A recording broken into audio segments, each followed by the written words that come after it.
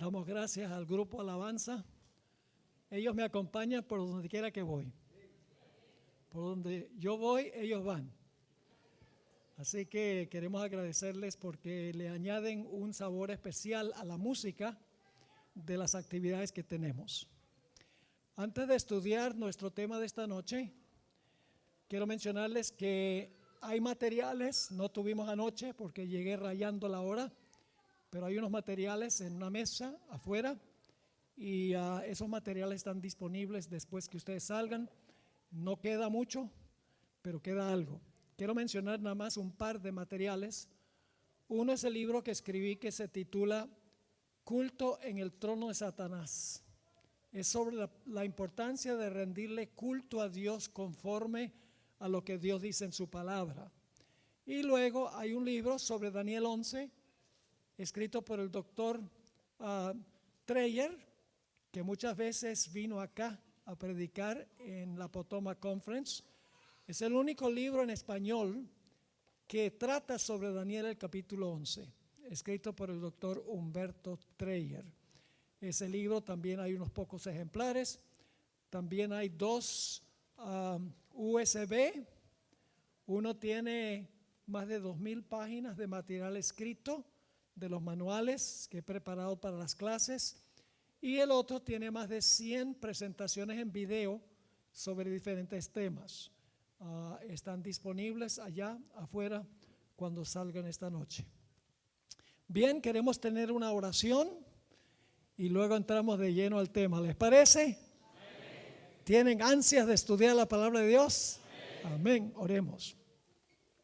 Nuestro Padre y nuestro Dios, te damos gracias por el hermoso día que nos has concedido. Gracias por tu palabra.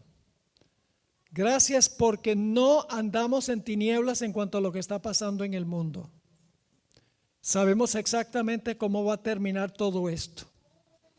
Así que ayúdanos a serte fieles sabiendo lo que va a ocurrir.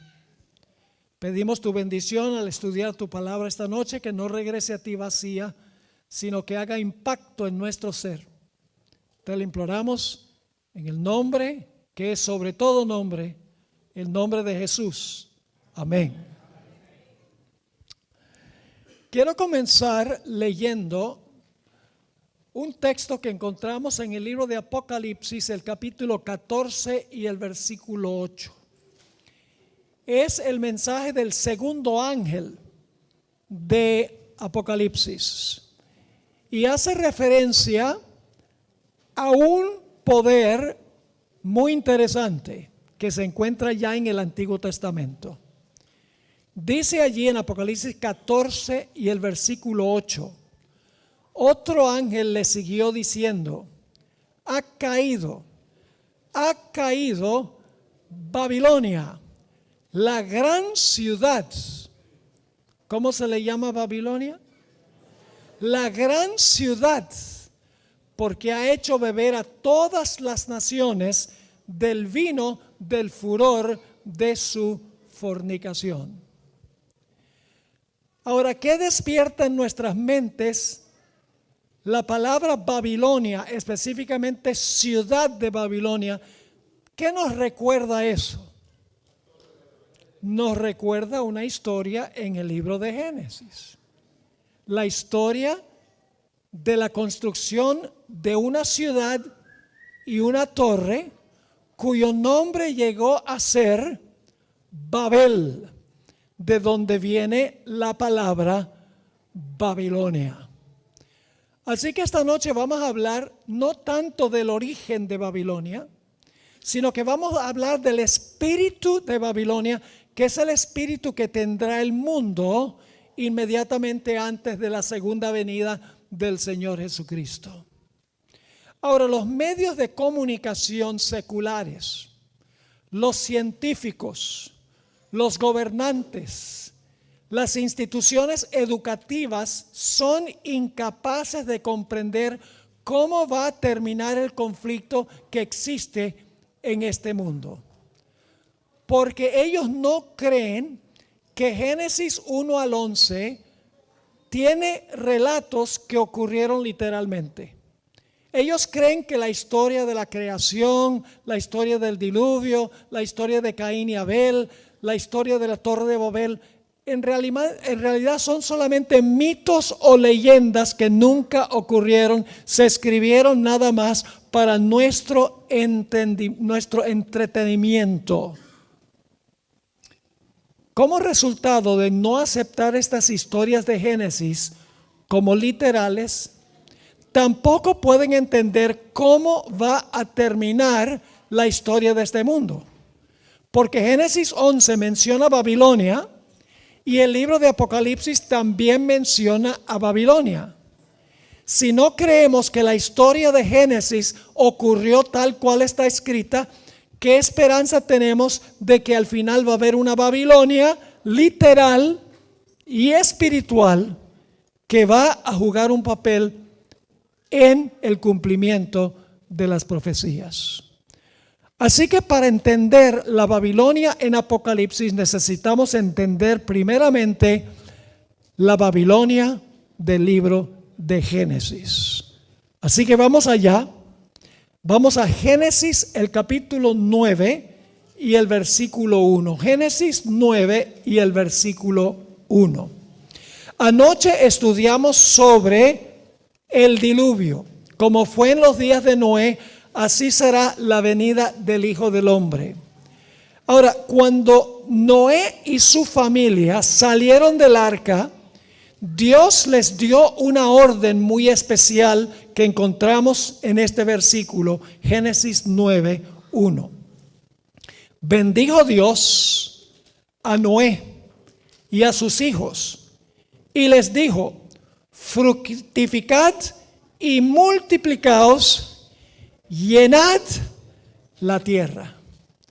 Dios le dijo a Noé: dispérsense, habiten en toda la tierra, no se aglomeren en un solo lugar, espárzanse por todo el mundo. Ahora, es importante para nosotros recordar la importancia del origen de la palabra Babilonia. En el libro de Génesis, los nombres son muy importantes. Más de 70 veces en el libro de Génesis se le da importancia al significado de un nombre. Quiero leerles una cita que encontramos en un diccionario bíblico que dice lo siguiente: en el modo de pensar bíblico, el nombre no es un mero rótulo de identificación. Más bien es una expresión de la naturaleza esencial de la persona que lo lleva. El nombre de un hombre revela su carácter. Como lo dijera Milton, Adán fue capaz de darle nombres a los animales, pues comprendía su naturaleza. El nombre no es solo un distintivo para distinguir a Esteban de Carlos. El nombre en el concepto bíblico tiene el propósito de revelar el carácter de la persona. Mis padres me pusieron el nombre Esteban Pablo. Tengo el nombre del mártir y del martirizador. ¿Por qué mis padres me pusieron esos nombres? ¿Sencillamente porque le parecían bonitos los nombres? No.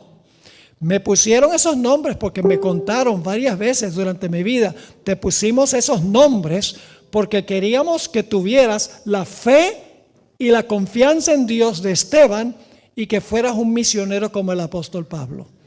Querían que yo manifestara el carácter de los nombres de esas dos personas. Así que en Génesis los nombres son muy importantes. Por ejemplo, el nombre Eva significa madre de todos los vivientes. Tiene importancia el significado.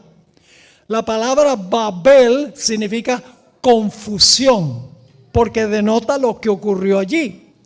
La palabra Betel significa casa de Dios, a donde Jacob vio el sueño de la escalera. Dijo: esta es la casa de Dios. La palabra Peniel, a donde Jacob luchó con el ángel, dice que se llama rostro de Dios, porque él dice, he visto a Dios cara a cara y he sobrevivido para contar la historia. El nombre Jacob significa suplantador. Vivió de acuerdo a su nombre, ¿verdad que sí? Porque quería suplantar al hermano. Cuando cambió su carácter, Dios le dijo, ya no vas a ser llamado suplantador, ahora vas a ser llamado príncipe de Dios, Israel.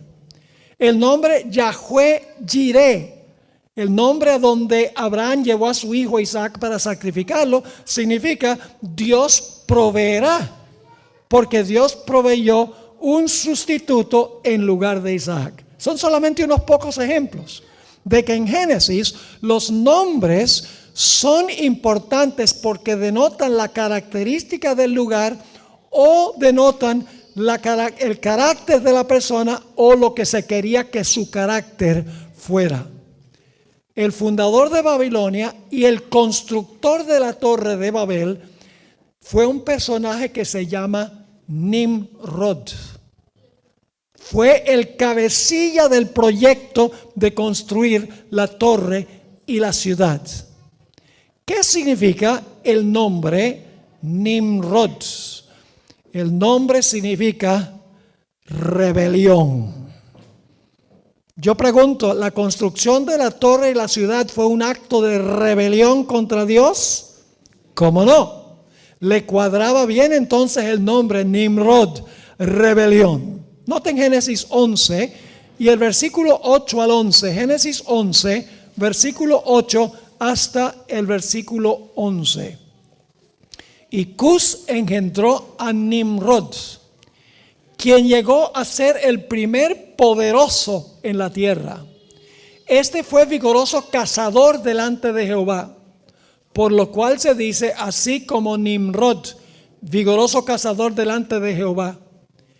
Y ahora escuchen que él fue el cabecilla en el proyecto de Babel, porque dice, y fue el comienzo de su reino, ¿qué cosa?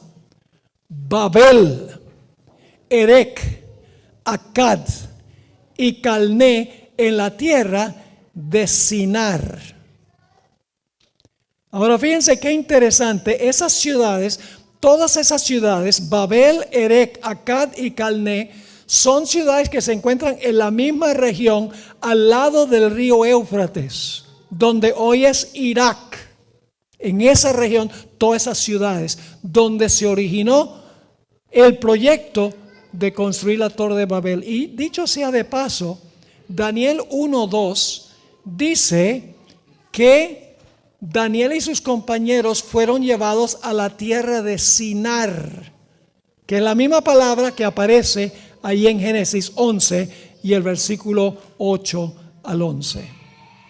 Ahora el relato nos dice que los habitantes hablaban todos el mismo idioma y estaban todos unidos en el mismo proyecto. Vamos a leer Génesis 11 y el versículo 1 y el versículo 2. Tenía entonces toda la tierra una sola lengua y unas mismas palabras. Y aconteció que cuando salieron de oriente hallaron una llanura en la tierra de Sinar y se establecieron allí. Ahora, las expresiones una sola lengua y las mismas palabras no solo indica que hablaban el mismo idioma, sino que significa que todos estaban en la misma página, todos estaban unidos en este propósito. Lo vamos a ver en unos momentos. Todos tenían el mismo espíritu de establecer un nuevo orden mundial centrado a donde construyeron la torre y la ciudad de Babel. Vamos a leer sobre el proyecto en Génesis 11 y el versículo 3 y 4. Génesis 11, 3 y 4. Y se dijeron unos a otros, los que hablaban el mismo idioma, los que estaban unidos: vamos, hagamos ladrillo y cozámoslo con fuego. y les sirvió el ladrillo en lugar de piedra y el asfalto en lugar de mezcla. Y dijeron, vamos, edifiquémonos. No sé que no dice edifiquemos, edifiquémonos para nosotros una ciudad y una torre cuya cúspide llegue al cielo, y hagámonos un nombre. Quiere decir, hagámonos famosos por la construcción de la torre y de la ciudad. Y ahora fíjense por qué querían concentrarse allí. Dice otra vez el versículo 4, y dijeron, vamos, edifiquémonos una ciudad y una torre cuya cúspide llegue al cielo, y hagámonos un nombre, por si fuéramos esparcidos sobre la faz de toda la tierra. ¿Cuál era su temor? De que se esparcieran por toda la tierra. ¿Acaso Dios no había mandado que se esparcieran por toda la tierra? ¿Que no se centraran en un solo lugar? Es decir, ellos querían contrariar lo que Dios había dicho. Establezcase en todas partes de la tierra. No se concentren en un lugar específico. No construyan una ciudad a donde viva toda la gente. Elena White escribió una cita sobre el proyecto rebelde de los constructores. La cita está en Patriarcas y Profetas, página 99. Decidieron construir allí una ciudad y en ella una torre de tan estupenda altura que fuera la maravilla del mundo. Estas empresas fueron ideadas, ahora escuchen, estas empresas fueron ideadas para impedir que la gente se esparciera en colonias. ¿Qué era lo que no querían? Que la gente se esparciera por toda la tierra. Dios había mandado a los hombres que se diseminaran por toda la tierra, que la poblaran y que se enseñorearan de ella. Pero estos constructores de la Torre de Babel decidieron mantener su comunidad unida en un solo cuerpo y fundar una monarquía que a su tiempo abarcara toda la tierra. Así su ciudad se convertiría en la metrópoli de un imperio universal. Su gloria demandaría la admiración y el homenaje del mundo y haría célebres a sus fundadores. La magnífica torre, que debía alcanzar hasta los cielos, estaba destinada a ser algo así como un monumento del poder y la sabiduría de sus constructores para perpetuar su fama hasta las últimas generaciones. ¿Cuál era el propósito de edificar la ciudad y la torre? ¿Honrar y glorificar a Dios? No. El propósito era atraer atención a ellos, a los fundadores, a la grandeza que tenían ellos. Ellos querían establecer un nuevo orden mundial, centrado allí, una monarquía, por así decirlo. Ahora, ¿por qué querían construir una torre tan alta? En el libro Patriarcas y Profetas, página 112, encontramos la razón. Creyeron que construyendo la torre hasta una altura mucho más elevada que habían alcanzado las aguas del diluvio, ¿cuál era su propósito? Construir una torre que alcanzaba más alto que las aguas del diluvio. Pensaban colocarse a sí mismos más allá de todo peligro. Dudaron de la promesa de Dios. Dios había prometido que no iba una vez más a destruir la tierra por un diluvio. Pero no creyeron la palabra de Dios. Querían salvarse a sí mismos. En Babel se origina la salvación por obras propias. Pero tenían otro propósito. No solamente para salvarse en caso de que hubiese un diluvio, que Dios había prometido que no iba a haber, sino que la sierva de Dios sigue diciendo, y al poder ascender a la región de las nubes, esperaban descubrir la causa del diluvio. ¿Cuál fue la causa del diluvio? Dios mandó el diluvio. Pero ellos dicen, no, no fue Dios, tiene que haber alguna explicación científica. ¿Están entendiendo esta empresa? Rebelde, unidos en rebelión contra Dios, queriendo salvarse a sí mismos, queriendo explicar científicamente la razón del diluvio, hacerse un nombre de su grandeza, que la torre fuera un monumento de su propio poder. Ese era el propósito rebelde de ellos. Ahora, fíjense qué interesante esto. Dios ahora entonces va a hacer una investigación. Va a haber un juicio investigador. ¿Y usted, cómo? ¿Está eso allí? Vamos a Génesis 11 y el versículo 5. Génesis 11, 5. Y descendió Jehová para ver la ciudad y la torre que edificaban los hijos de los hombres. ¿Qué hizo Dios? Bajó para ver lo que ellos estaban haciendo, para determinar si habían ido demasiado lejos. ¿Saben ustedes que Dios permitió que este proyecto avanzara hasta cierto punto? Y cuando llegó a ese punto, Dios dice, ya no más. Aquí se para este asunto. Pero el punto clave es que Dios investiga el caso para ver si han ido demasiado lejos en su proyecto de construcción. ¿Saben ustedes que Dios no solamente juzga individuos, sino que Dios también juzga naciones? Y Dios juzga iglesias, al igual que Dios juzga individuos. Pero Dios nunca destruye sin primero investigar el caso de la persona. Dios no solo investiga, no solo escribe en los libros del cielo si una persona es salva o no. Dios escribe también si naciones son fieles a Él. Permítanme mencionarles una cita muy interesante aquí del Espíritu Profecía. Esto se encuentra en una revista donde ella escribió febrero 1, 1894. Dios guarda un registro de las naciones. ¿Qué guarda Dios? Un registro de las naciones y también de los individuos. Les da a las naciones cierto periodo de gracia. Le concedió Dios suficiente tiempo para que construyeran parte de la torre y parte de la ciudad, ¿sí o no? Dice, yo voy a permitir, pero cuando lleguen a cierto punto, la copa se colmó.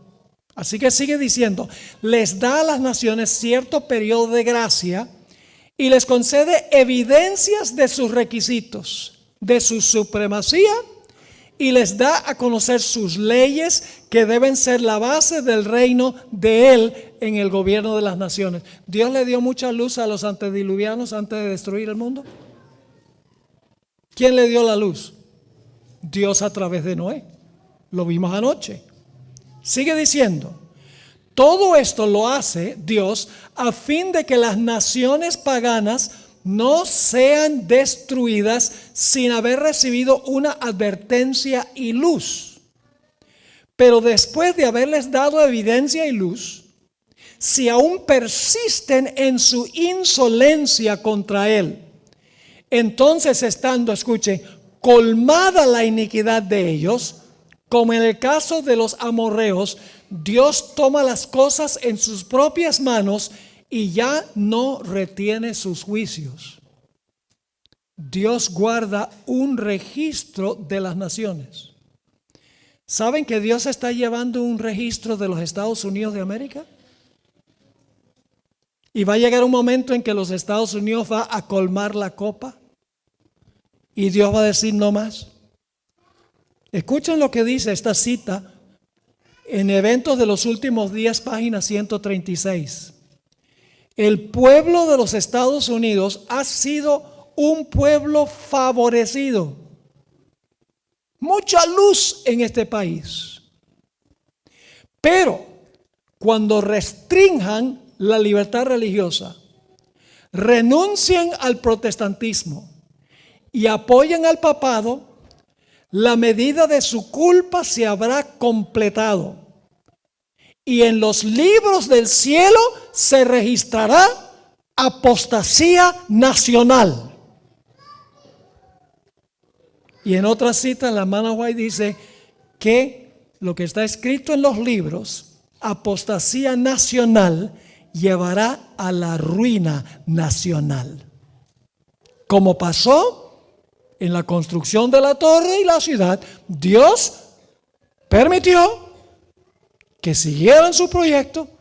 Cuando llegó a cierto punto, Dios dijo, la gracia se cerró y se derribó el muro y dejaron de construir la ciudad. Dios descendió para ver si habían ido demasiado lejos. Y mañana, cuando hablemos de Sodoma y Gomorra, encontramos que Dios también dice, descenderé y veré si han ido demasiado lejos o no las ciudades. Primero viene una investigación, mucha luz antes de la destrucción.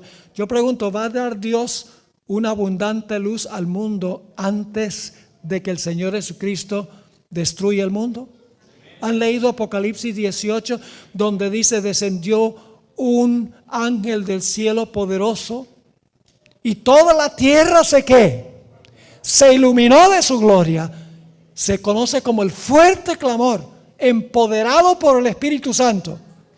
Y entonces el mundo ya no tendrá excusa en rechazar la verdad.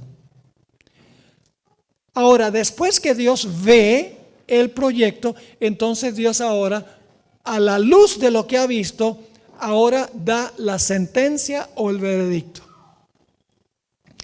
Génesis 11, 6 y 7. Y dijo Jehová, he aquí el pueblo es ¿qué? ¿Qué quiere decir eso? El pueblo es uno. Yo pregunto, ¿la rebelión también es capaz de unirse? ¿Satanás es capaz de unir a la raza humana en rebelión? Oh, sí, claro que sí. He aquí el pueblo es uno. Y todos estos tienen un solo lenguaje. Están en la misma página, en otras palabras, en este proyecto rebelde. Y han comenzado la obra. Y nada les hará desistir ahora de lo que han pensado hacer. Ahora pues, descendamos y confundamos allí su lengua para que ninguno entienda el habla de su compañero. Dios al veredicto dice, ya han ido, yo he visto, han ido demasiado lejos ya. Descendamos y confundamos sus lenguas para que el proyecto se acabe. Y así hicieron. Y ustedes pueden imaginarse cómo habrá sido eso. Me hubiera gustado estar ahí. Porque la hermana White dice que la torre había alcanzado ya cierta altura. No es cuando comenzaron el proyecto. Ya había alcanzado cierta altura significativa. Y los que estaban arriba le pedían, había estaciones, le pedían a los que siguen, mándanos un poco de ladrillos de esos. Y entonces esos se comunicaban con los de abajo, entonces subían todos los materiales. Imagínense que los de arriba dicen, send me some bricks. Y el que está abajo, ¿qué fue lo que dijiste? Imagínense ustedes la confusión. Todos los idiomas del mundo vienen de Babel. La gente dice, ¿qué idioma vamos a hablar en el cielo?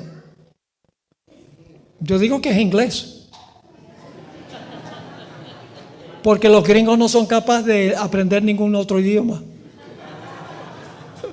Así que Dios va a tener misericordia.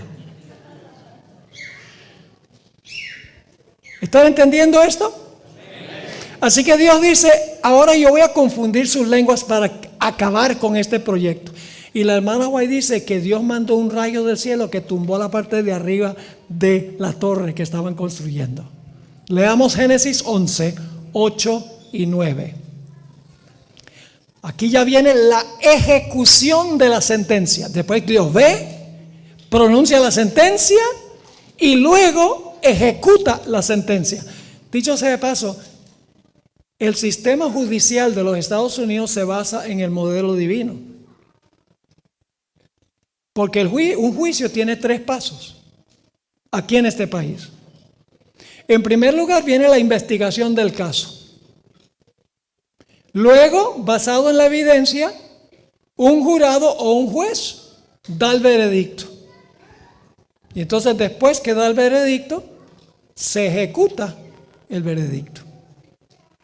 Por ejemplo, un individuo que mata a otra persona. Primero se investiga todo el caso, porque es inocente hasta que se compruebe culpable en un juicio. Se investiga el caso. Basado en la evidencia, el juez o el jurado dice es culpable y luego viene el tiempo cuando se ejecuta la sentencia. Eso es lo que está pasando en la Torre de Babel. Dios no destruye sin primero revelar la evidencia que se encuentra en el caso. Así que dice, así los esparció Jehová desde allí sobre la faz de toda la tierra y dejaron de edificar la ciudad. Por eso fue llamado el nombre de ella Babel, confusión, porque allí confundió Jehová el lenguaje de toda la tierra y desde allí, ¿qué hizo Dios? Los esparció sobre la faz de toda la tierra. Ustedes no quieren esparcirse, ustedes quieren conglomerarse en un mismo lugar, pues entonces yo los voy a esparcir. Ahora, Nabucodonosor quería reintegrar la Babilonia que menciona Génesis 11. Por eso la Babilonia de Nabucodonosor se conoce como la Neo-Babilonia, la nueva Babilonia. Él quería restablecer lo que había ocurrido en la Torre de Babel. Y quiero que noten el espíritu que tuvo Nabucodonosor muchos siglos después, porque nos muestra cuál es el espíritu y la actitud de Babilonia. Daniel, el capítulo 4 y los versículos 29 y 30. Daniel 4, 29 y 30. Aquí el rey Nabucodonosor se va a jactar de la Babilonia que él construyó. Dice, al cabo de 12 meses, paseando en el palacio real de Babilonia, habló el rey y dijo, ¿no es esta la gran Babilonia que yo edifiqué para casa real con la fuerza de mi poder y para gloria de mi majestad? ¿Captan el orgullo del rey Nabucodonosor? El mismo orgullo de los constructores de la Torre de Babel. En Isaías 47:10 se manifiesta ese orgullo pecaminoso, donde está hablando de Babilonia y dice, porque te confiaste en tu maldad, diciendo, nadie me ve. Tu sabiduría y tu misma ciencia te engañaron, dice el profeta, y dijiste en tu corazón, yo y nadie más. La confusión de las lenguas en Babilonia fue una bendición. Los constructores se dispersaron conforme al idioma que hablaban y se llegó a formar un sistema de naciones multinacional, multilingüe y multicultural. ¿Por qué quiso Dios esparcirlos por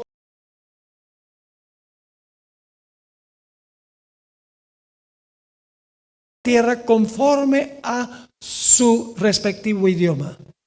Sencillamente, escuchen, es muy difícil consolidar a todo el mundo en el mal teniendo muchas diferentes naciones, porque las naciones no se unen en una rebelión unida en contra de Dios.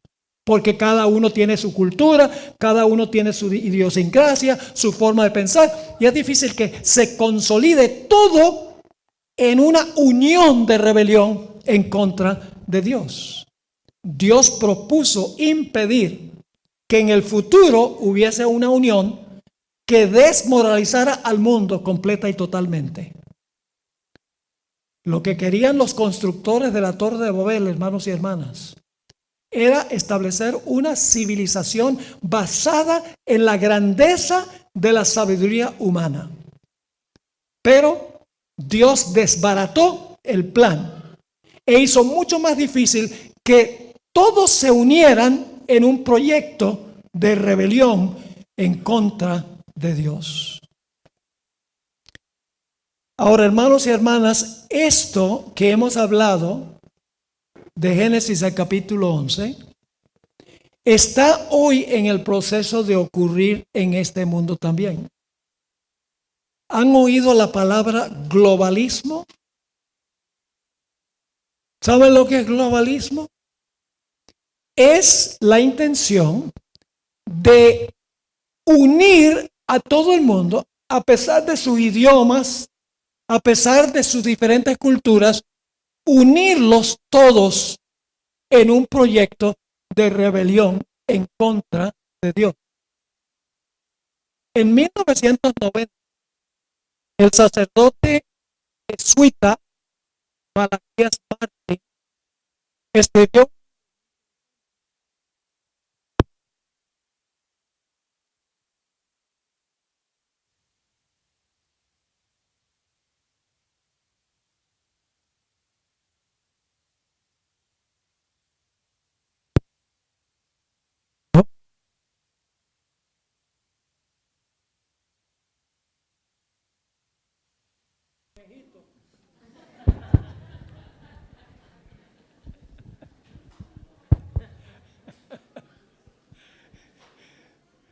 Ok, mucho mejor.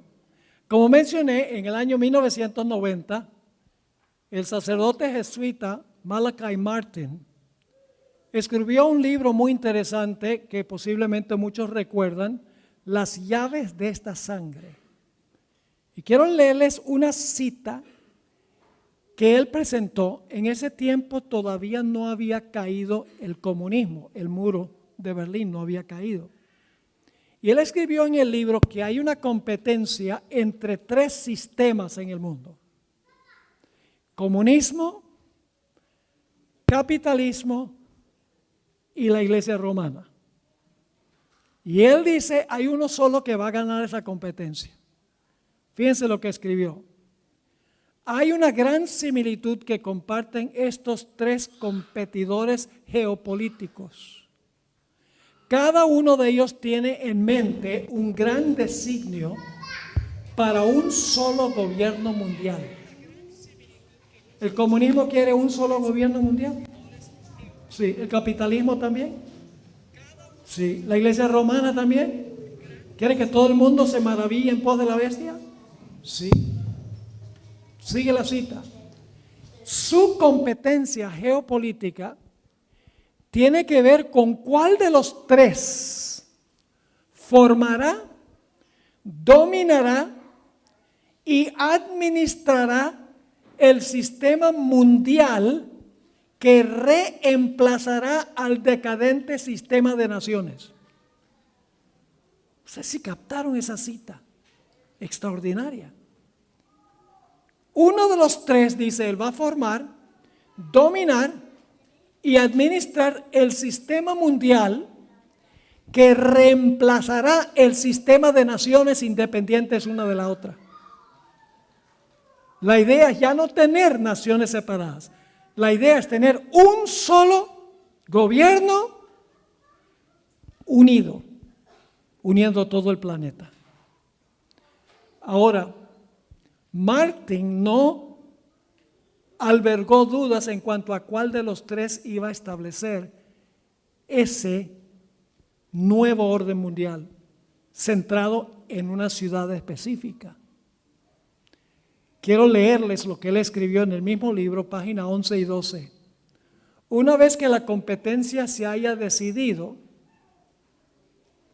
el mundo y todo lo que está en él, nuestro estilo de vida como individuos y como ciudadanos de las naciones, nuestras familias y nuestros trabajos, nuestro comercio y dinero, nuestros sistemas educativos y nuestras religiones y nuestras culturas hasta los símbolos de nuestra identidad nacional, que la mayoría de nosotros siempre hemos tomado por sentado, todo habrá sido poderosa y radicalmente alterado para siempre. Es decir, cuando termine la competencia entre los tres y uno tenga el poder para unir a todo el mundo, nuestro estilo de vida como individuos, como ciudadanos, como familias, nuestros trabajos, nuestro comercio, nuestro dinero, nuestros sistemas educativos, nuestras religiones, nuestras culturas y aún los símbolos de nuestros países, que son las banderas. Todo habrá sido cambiado para siempre, escribió. Y luego escribió esto: nadie puede quedar exceptuado de sus efectos. Ningún sector de nuestras vidas permanecerá intacto. Nadie que esté familiarizado con los planes de estos tres rivales tiene ninguna duda de que solamente puede ganar uno de ellos. ¿Cuál de los tres creen ustedes que él dice que va a establecer este nuevo orden mundial? ¿El comunismo? No. ¿El capitalismo? No. El capitalismo está en vías de desaparecer, porque todo se corrompe con el paso del tiempo. ¿Quién dice él que va a ganar? El poder papal. Y eso lo dice la Biblia. Vayan conmigo, Apocalipsis 17, 1 al 6. Apocalipsis 17, 1 al 6. Hoy en día la gente cree que son los Estados Unidos y otros países, Irán y China, y eso dice, esos son los problemas que hay. Pero detrás del telón está el poder papal, orquestando todo. Fíjense lo que dice Apocalipsis 17, 1 al 6. Vino entonces uno de los 7 ángeles que tenía las 7 copas y habló conmigo diciéndome, ven acá y te mostraré la sentencia contra ¿quién? Contra la gran ramera, la que está ¿qué? Sentada sobre muchas aguas. Solo lo voy a leer enfatizando algunas expresiones y luego vamos a interpretar. Con la cual han ¿qué? Fornicado, ¿quiénes? Los reyes de la tierra y los moradores de la tierra se han embriagado con el vino de su fornicación. Y me llevó en el espíritu al desierto, vi a una mujer sentada sobre una bestia escarlata llena de nombres de blasfemia, que tenía 7 cabezas y 10 cuernos. Y la mujer estaba vestida de púrpura y escarlata, y adornada como de oro, de piedras preciosas y de perlas. Y tenía en la mano un cáliz de oro lleno de abominaciones y de la inmundicia de su fornicación. Y en su frente un nombre escrito, un misterio. ¿Cómo es que se llama? ¿Tiene algo que ver con Génesis 11? Obvio que sí. Así que dice, un nombre escrito, un misterio, Babilonia la grande, la madre de las rameras y de las abominaciones de la tierra. Vi a la mujer ebria de la sangre de los santos y de la sangre de los mártires de Jesús. Y cuando la vi, quedé asombrado con gran asombro. Ahora, ¿qué sistema representa esta ramera? Antes de mirar las características para identificar qué sistema es el sistema que se describe aquí, necesito decirles que no solamente se van a unir la ramera, los reyes, las aguas que son las muchedumbres, sino que también los comerciantes del mundo se van a unir con este sistema. Porque Apocalipsis 18:3 dice, porque todas las naciones han bebido del vino del furor de su fornicación, y los reyes de la tierra han fornicado con ella, y los ¿qué? Los mercaderes de la tierra se han enriquecido de la potencia de sus deleites. Esto está hablando de una unión mundial de todos los sectores: religión, política, comercio, etcétera. Vamos a identificar qué representa la ramera. ¿Qué representa una mujer en las profecías? Una mujer representa la iglesia. Maridos, amad a vuestras mujeres como Cristo amó a la iglesia. Pero ¿qué representa una mujer ramera? Una mujer pura representa una iglesia pura. ¿Qué representa una mujer ramera? Representa una iglesia ¿qué? Apóstata. ¿Qué representa las aguas sobre las cuales se sienta la ramera? No hay que adivinar, porque el versículo 15 dice: las aguas que ha visto representan multitudes, naciones, lenguas y pueblos. ¿Qué significa el acto de sentarse? Significa que gobierna sobre ellas. Es decir, la ramera gobierna sobre las muchedumbres del mundo. Y dice que fornica ¿con quiénes? Con los poderes políticos de la tierra. Es una iglesia que tiene que estar metida en la política. Un sistema político religioso, podríamos decir. Es una iglesia que le da vino a todo el mundo. El vino representa sus falsas doctrinas y enseñanzas. Es una iglesia que está vestida de púrpura y escarlata. Son sus colores predilectos. ¿Pueden pensar de una iglesia cuyos colores predilectos son púrpura y escarlata? La iglesia romana, el papado. Es una iglesia rica y ostentosa porque tiene mucho oro, plata y piedras preciosas. Es una iglesia de donde nacieron hijas, porque es la madre de las rameras. Y sigue las características. Es una iglesia que en su historia está manchada de sangre. Ha sido un poder perseguidor de los fieles de Dios. ¿Cuántas iglesias en el mundo cuadran con estas características?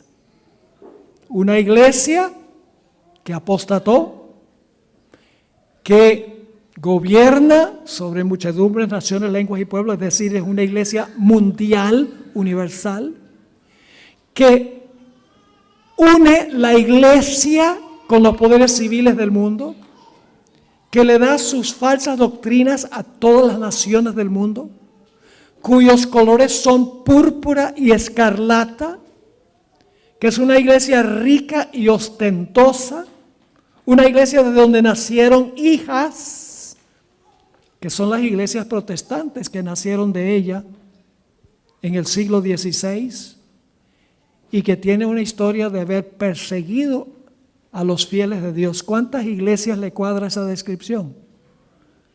A una sola iglesia, la Iglesia Católica Apostólica Romana. ¿Quién va a ganar esta competencia según las profecías? No es el comunismo, no es el capitalismo, es el papado, Roma papal. ¿Saben ustedes?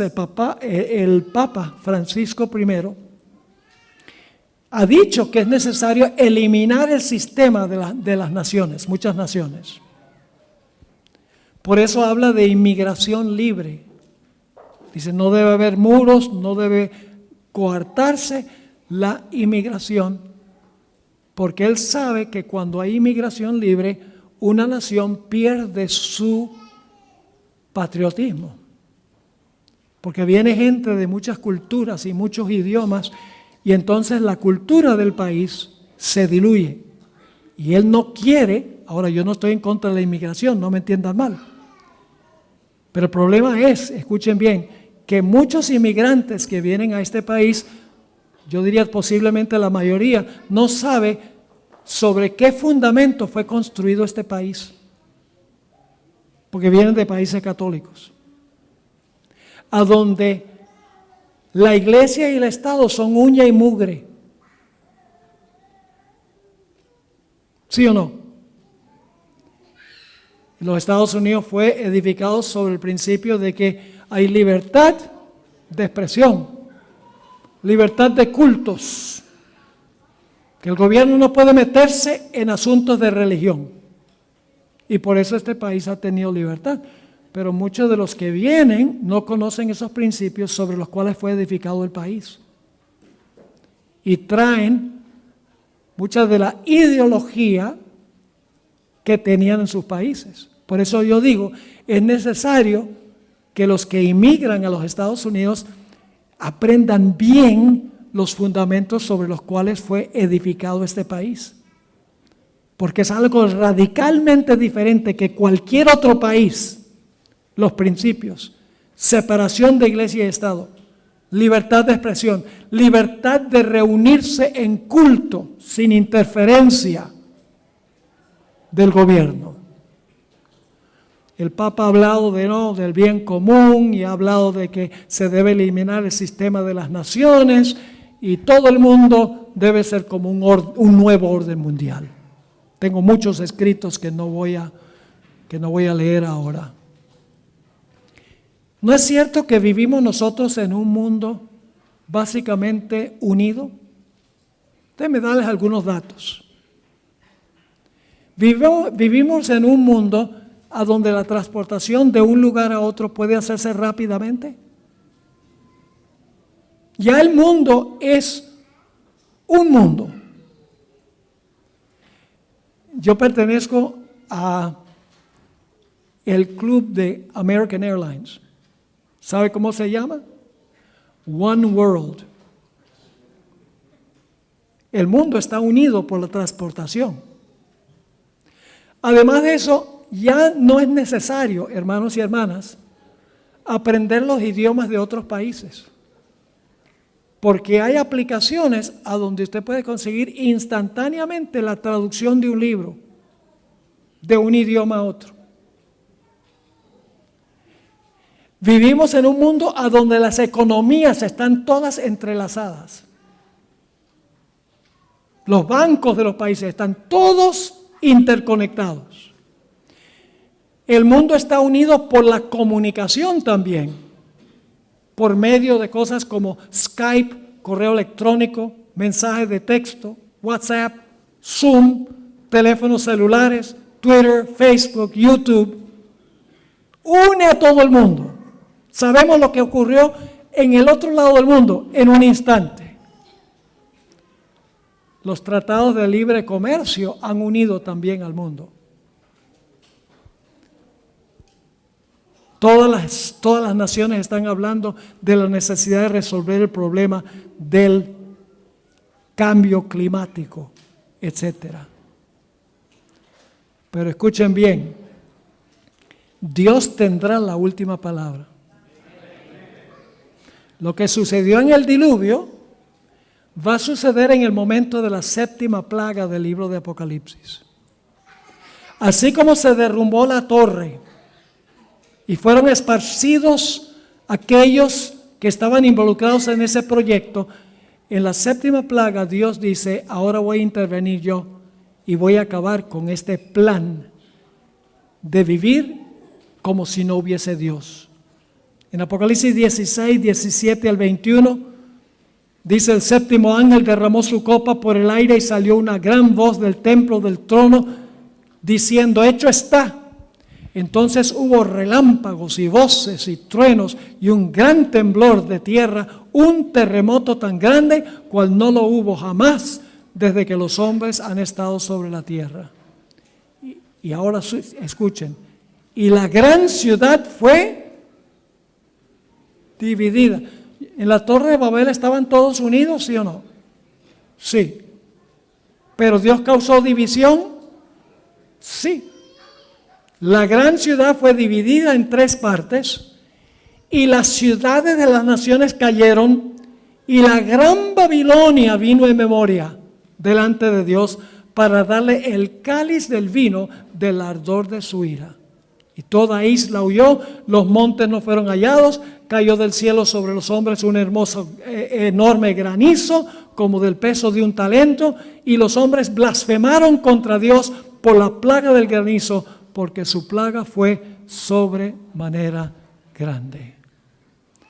Así como Babilonia cayó en el libro de Génesis, y Dios destruyó el proyecto que ellos tenían, de la misma manera va a suceder al final de la historia. Quiero leerles una cita interesante del Espíritu de Profecía. Está en Eventos de los Últimos Días, página 140. El tal llamado mundo cristiano será el teatro de acciones grandes y decisivas. Hombres en posiciones de autoridad pondrán en vigencia leyes para controlar la conciencia. ¿Leyes para qué? Leyes para controlar la conciencia. Y sigue diciendo la cita, siguiendo el ejemplo del papado. Babilonia, piensa el nombre, Babilonia hará que todas las naciones beban del vino del furor de su fornicación. Escuchen esto. Toda nación se verá envuelta. ¿Cuántas naciones? Todas. Acerca de ese tiempo, Juan el revelador declara, y luego cita varios versículos de Apocalipsis 17 y 18. Estos tienen un mismo propósito. Ahora escuchen esto. Habrá un vínculo de unión universal. ¿Un vínculo de qué? Unión universal, una gran armonía, una confederación de las fuerzas de Satanás. Eso es lo que va a haber. Ahora, ¿qué va a pasar con el pueblo de Dios cuando suceda eso? ¿Qué va a pasar con los fieles de Dios? Quiero leerles un par de citas. Cuando alcancemos la norma que el Señor espera que alcancemos, los mundanos considerarán que los adventistas son puritanos, fanáticos, raros y singulares. Quiere decir que los adventistas van a ser muy diferentes a lo que es el mundo. La hermana White dice que los que construyeron la Torre de Babel, había un remanente que vivía allá afuera, en el campo. Había un pequeño remanente que no estuvieron involucrados en el proyecto. En otra cita, la sierva del Señor escribió, esa cita que leí, Fundamentos de la Educación Cristiana, página 289. En otra cita, 5 Testimonios 515, ella escribió, nuestro pueblo ha sido considerado demasiado insignificante para ser digno de ser tomado en cuenta. ¿Nuestra iglesia adventista qué? Ha sido considerado demasiado insignificante para ser digno de ser tomado en cuenta. Pero vendrá un cambio. Dentro del mundo cristiano se están llevando a cabo movimientos que necesariamente traerán a la prominencia al pueblo que guarda los mandamientos. Algún día muy pronto los adventistas genuinos van a sobresalir. Se va a ver la diferencia, porque están opuestos a este proyecto de unión mundial en rebelión contra Dios, contrariando el plan del cual hablamos en Amigos de Jesús hace unas semanas, el plan original de Dios, de lo cual vamos a hablar en los 3 temas que vamos a trazar el sábado. Dios tenía un plan original. El plan original era salvaguardar la vida. Dios es el que dio la vida. 2 géneros, varón y hembra. Matrimonio entre hombre y mujer. El sábado, una dieta a base de frutas y nueces. Yo pregunto, el mundo ha cambiado radicalmente todo lo que Dios estableció en la creación. Todo lo ha cambiado. Ha cambiado la verdad a la mentira. Expresión que se usa en Romanos el capítulo 1. Y cuando el pueblo de Dios se pare y el mundo vea que es diferente, el mundo repentinamente va a decir, ajá, esta gente es diferente. Y ahora escuchen lo que dice la sierva de Dios que va a pasar. Los que honran el sábado de la Biblia serán denunciados como enemigos de la ley y del orden, como quebrantadores de las restricciones morales de la sociedad y por lo tanto causantes de anarquía y corrupción que atraen sobre la tierra los altos juicios de Dios. Sus escrúpulos de conciencia serán presentados como obstinación, terquedad y rebeldía contra la autoridad. Serán acusados de deslealtad hacia el gobierno. Los ministros que niegan la obligación de observar la ley divina predicarán desde el púlpito que hay que obedecer a las autoridades civiles porque fueron instituidas por Dios. En las asambleas legislativas y en los tribunales se calumniará y condenará a los que guardan los mandamientos. Se falsearán sus palabras y se atribuirán a sus móviles las peores intenciones. Ahora yo pregunto, ¿qué debemos estar haciendo nosotros como adventistas del séptimo día en este tiempo cuando el mundo se está uniendo? Nosotros también deberíamos estarnos uniendo. ¿Pero qué ha hecho Satanás? Satanás ha dividido la iglesia. Dividido la iglesia en asuntos doctrinales. La Biblia dice una cosa, pero en la iglesia se quiere hacer otra cosa. La hermana White dice que la única unidad verdadera que puede haber es unidad en la vasta plataforma de la verdad, como se encuentra en la Biblia. La unidad no es, oh, let's just get along. Vamos sencillamente a llevarnos bien. No puede haber unidad sin que sea en la plataforma de la verdad, como se encuentra en la palabra de Dios, como se encuentra en el plan de Génesis. En el primer tema del sábado yo voy a repasar lo que estudiamos en Amigos de Jesús, porque es la primera parte de lo que vamos a estudiar el sábado. Voy a trazarles en repaso breve todo el plan de Dios en Génesis 1. Los seres humanos han cambiado todito. No queda un vestigio de nada de lo que era el plan original de Dios. Entre una de esas cosas era, y mujeres no se me ofendan, que el hombre debía ser la cabeza. Tanto en la iglesia como en el hogar. Y los hombres dicen amén. Pero escuchen bien, si el esposo ama a la esposa no va a tener ningún problema en que el esposo sea la cabeza. Eso no le da rienda suelta a los hombres para decir, aquí mando yo.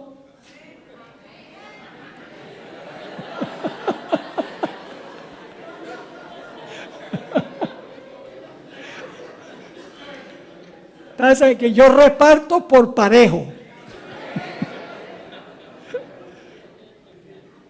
Les doy un ejemplo. Jesús está sujeto a su Padre. Eso es malo, ¿verdad? Que esté sujeto al Padre. Yo pregunto, ¿Jesús es tanto Dios como su Padre? Sí, 100% Dios. Pero está sujeto al Padre. Si usted lee en 1 Corintios, el capítulo 11, versículo 3, dice que el Padre es la cabeza de Cristo, Cristo es la cabeza del varón y el varón es la cabeza de la mujer. Esa es la parte que a la gente no le gusta, que el varón es la cabeza de la mujer. Sí. Que el Padre sea de Jesús, sí. Y Jesús que sea del hombre, perfecto.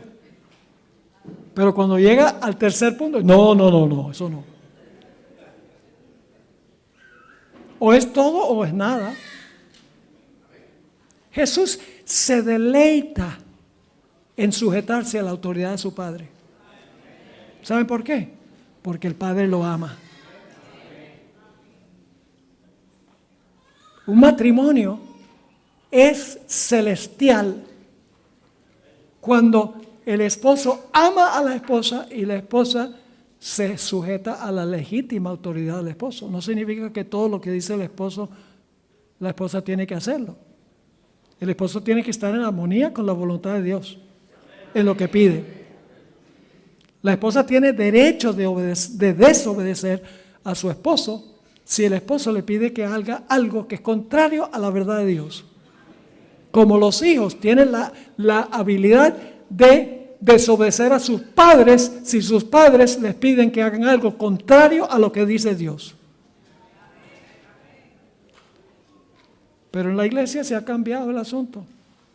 Dice, no, hombres y mujeres, todos son cabeza. Cambiado la verdad a la mentira. No se pierdan el sábado. Aunque yo sé que ustedes tienen vayan a sus iglesias en la mañana y vengan por la tarde.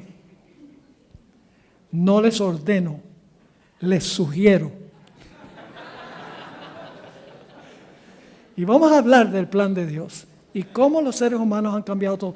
Cómo el mundo ha querido unirse en rebelión contra todo lo que Dios estableció. Nosotros debemos unirnos en la verdad. Porque si no nos unimos en la verdad, no hay unión. Hay una ilusión de unión, nada más. Mañana vamos a estudiar en cuanto a Sodoma y Gomorra. Interesante esa historia. Es tipológica. Es una ilustración de lo que va a pasar al final de la historia. Pues Jesús dijo, como fue en los días de Lot, así mismo será en mi venida. Jesús mismo dijo que hay una conexión. Estas tres historias de Génesis se cumplieron en el pasado, pero tienen una aplicación mucho más grande en el futuro.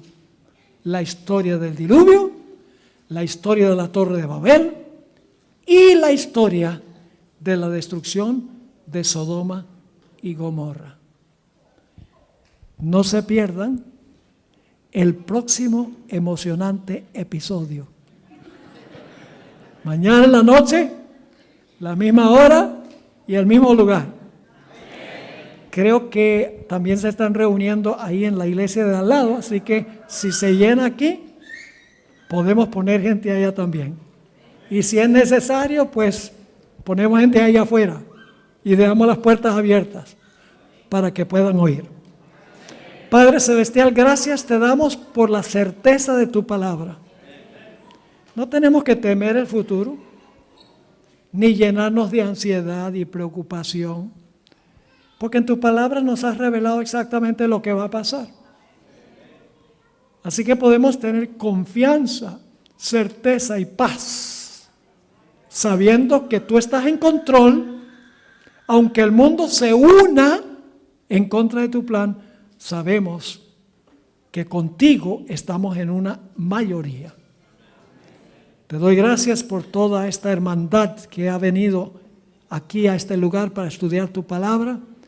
Te ruego, Señor, que tú unas a tu pueblo sobre la firme plataforma de la verdad. Te lo pedimos en el nombre precioso de Cristo nuestro Salvador. Amén. Amén.